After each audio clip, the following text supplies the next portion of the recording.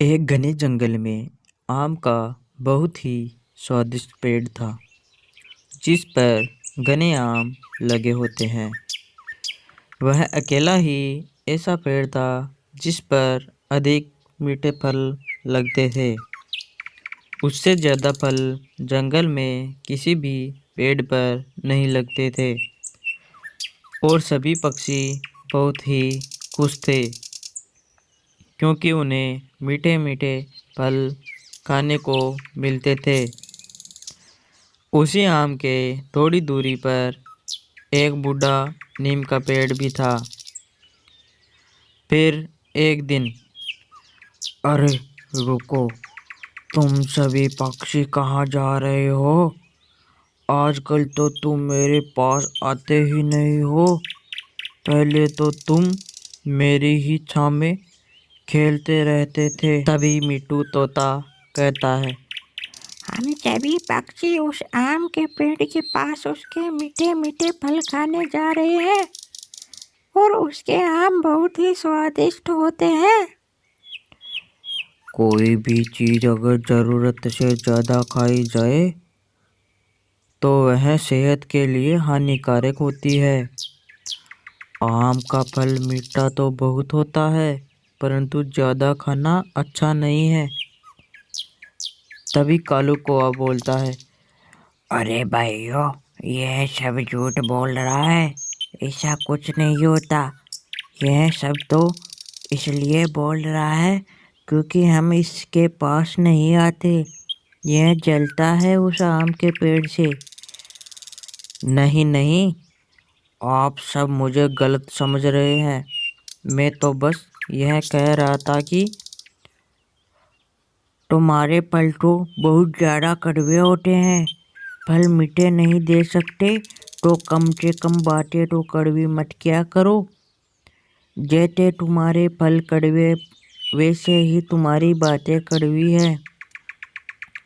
यह सब सुनकर नीम का पेड़ बहुत दुखी हो जाता है और कहता है, मेरे फल भले ही कड़वे क्यों ना हो, परंतु मेरे फलों से बहुत सी दवाइयाँ बनाई जाती है जो अनेकों बीमारियों को दूर करती है। सभी पक्षी नीम की बातों को अनसुना करके वहाँ से चले जाते हैं। आम के पेड़ पर जाकर आम खाने लगते हैं। तभी आम का पेड़ पूछता है, आज तुम सब इतना लेट क्यों हो गए हो? मैं कब से तुम सबका इंतजार कर रहा था। मुझे तो लगा आज तुम आओगे ही नहीं।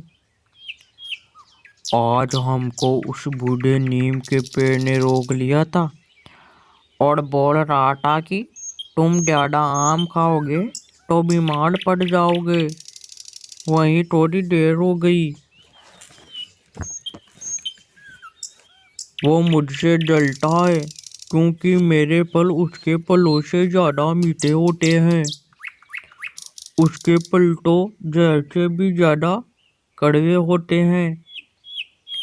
फिर एक दिन टूनी चिड़िया किसी काम से जा रही थी।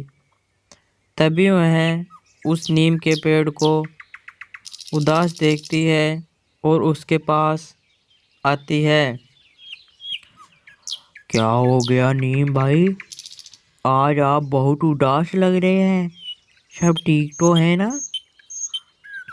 नहीं नहीं टोनी चिड़िया, मैं तो ठीक हूँ, पर मुझे उन पक्षियों की चिंता हो रही है जो ज़रूरत से ज़्यादा आम खा रहे हैं, जिसके कारण सभी पक्षी बीमार पड़ जाएंगे। आप ठीक कह रहे हो नीम भाई, तुम परेशान न हो। जब वो बीमार पड़ेंगे तो उन्हें सब समझ आ जाएगा। सब कुछ ऐसा ही चलता रहता है।